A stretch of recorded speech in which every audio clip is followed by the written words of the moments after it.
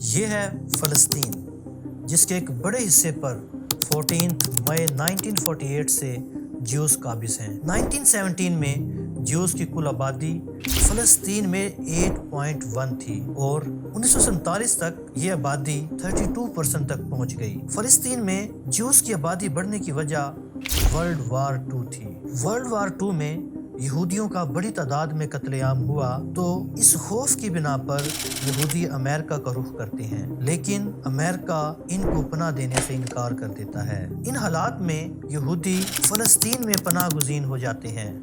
فلسطینی مسلمان پناہ گزینوں کو کھلے دل سے ویلکم کرتے ہیں، لیکن اس کے ٹھیک 8 سال بعد امریکہ اپنے جرم کی تلافی کا ڈھونگ رچا کر اور اپنے مفادات کو پورا کرنے کے لیے یہودیوں کو فلسطین میں ہی ایک الگ ریاست بنانے میں مدد کا وعدہ کرتا ہے۔ آئیے جانتے ہیں ہسٹورک بار کی اس ویڈیو میں کہ یہ مفادات کیا ہیں، ان مفادات کے ذریعے امریکہ کون سے اہداف حاصل کرنا چاہتا ہے اور کون سی آرگنائزیشنز ہیں جو امریکہ میں اسرائیل کو سپورٹ کر رہی ہیں۔ جیسا کہ آپ جانتے ہیں، ان جنگی حالات میں امریکہ اسرائیل کی بھرپور مدد کر رہا ہے، چاہے یہ مدد اکنومیکلی ہو یا جنگی ساز و سامان کی صورت میں۔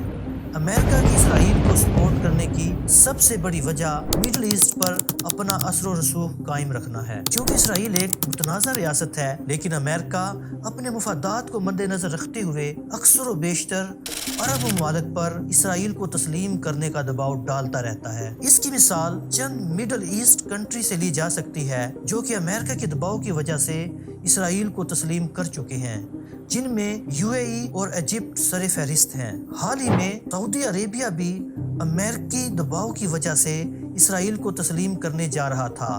کچھ ماہرین کے مطابق یہی وجہ حماس اور اسرائیل کے درمیان موجودہ جنگ کی وجہ بنی۔ یہ بات یہاں تک کہ محدود نہیں رہتی، یہاں امریکی گورنمنٹ اسرائیل کو ہر لحاظ سے سپورٹ کر رہی ہے۔ اسی طرح امریکی گورنمنٹ کے علاوہ مختلف پرائیویٹ آرگنائزیشن بھی اسرائیل کو مالی لحاظ سے مدد فراہم کر رہی ہیں۔ ان آرگنائزیشنز میں سر فہرست کرسچن زائنزم ہے۔ یہ آرگنائزیشن مذہبی لحاظ سے بھی جیوز کو سپورٹ کر رہی ہے۔ جیسا کہ آپ جانتے ہیں، یروشلم یا بیت المقدس 3 بڑے مذاہب کے لیے خاصی اہمیت رکھتا ہے، جن میں مسلم، کرسچن اور جیوز شامل ہیں۔ کرسچن زائنزم آرگنائزیشن کا آغاز 19ویں صدی میں ہوتا ہے، لیکن یہ آرگنائزیشن 20ویں صدی میں زور پکڑتی ہے، کیونکہ اس آرگنائزیشن کا مقصد بھی فلسطین میں جیوز کے لیے ایک الگ ریاست اسٹیبلش کرنا تھا۔ کرسچن زائنزم کو ایک مذہبی آرگنائزیشن کے طور پر بھی دیکھا جا سکتا ہے۔ اس آرگنائزیشن میں کرسچن اور جیوز کے 2 مذہبی گروہ شامل ہیں، جن کو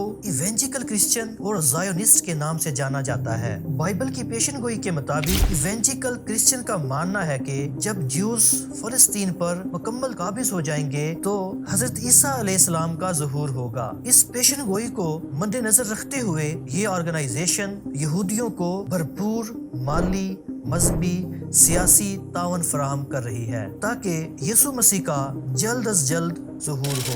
آپ کو سن کر حیرانگی ہوگی کہ کرسچن یہودیوں سے شدید نفرت کرتے ہیں، کیونکہ ان کا ماننا ہے کہ یہودیوں کی وجہ سے ہی حضرت عیسیٰ علیہ السلام کو صلیب پر لٹکایا گیا، اور اس کے علاوہ یہودی بھی حضرت عیسیٰ علیہ السلام کو برا بھلا کہتے ہیں۔ صرف ایونجیکل کرسچن ہی یہودیوں کے ساتھ اچھے تعلقات رکھتے ہیں، اور ان یہودیوں کو زائنسٹ یعنی صہیونی کہا جاتا ہے۔ اس وقت امریکہ میں ایونجیکل کرسچن کی تعداد 80% ہے۔ یہ آرگنائزیشن اور امریکی گورنمنٹ ہر سال اسرائیل کو $3 بلین کی فنڈنگ کرتے ہیں۔ جی تو دوستو، امریکہ اسرائیل کو کیوں سپورٹ کرتا ہے؟ آپ کا اس کے بارے میں کیا خیال ہے؟ کمنٹ باکس میں اپنی رائے کا اظہار کیجیے، اور ملتے ہیں اگلی شاندار ویڈیو میں۔ شکریہ۔